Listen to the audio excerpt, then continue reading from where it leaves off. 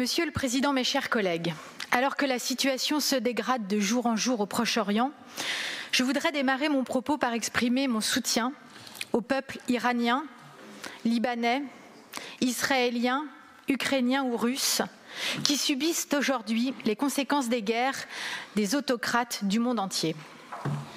Je reviendrai plus particulièrement sur la situation dramatique que vit aujourd'hui le peuple palestinien.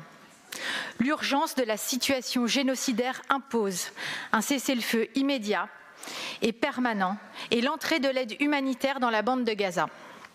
Mais la paix, elle, ne pourra venir que d'une solution politique et diplomatique.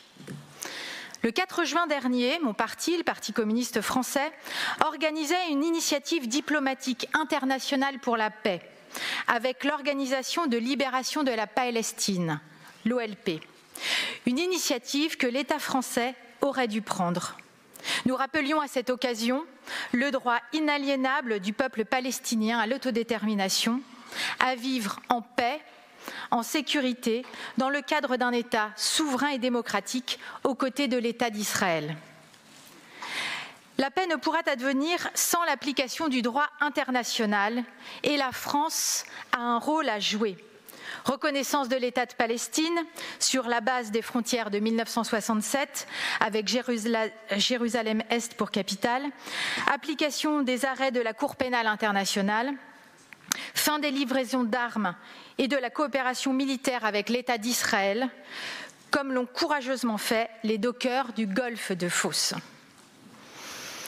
Certains s'étonnent de l'engagement indéfectible des communistes aux côtés du peuple palestinien.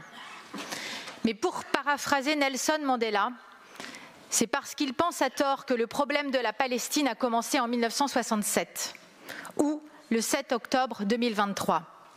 Or, les questions non résolues de 1948, comme le droit au retour des réfugiés ou le démantèlement des colonies israéliennes, restent centrales.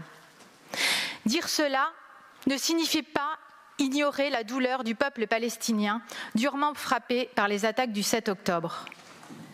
Aucune paix ne pourra se construire sans reconnaître pleinement cette souffrance. On ne peut pas comprendre la situation sans rappeler que Benyamin Netanyahou et ses gouvernements successifs ont tout fait pour diviser les Palestiniens de Gaza et de Cisjordanie, affaiblissant l'autorité palestinienne et renforçant de facto le Hamas. Ce duo mortifère doit être brisé. Cela suppose le retour des forces progressistes israéliennes et de l'OLP à la table des négociations. Dans ce cadre, la libération de Marwan Barghouti, considéré comme le Mandela palestinien, est urgente. Emprisonné depuis 2002, il incarne une résistance palestinienne qui refuse la violence contre les civils israéliens.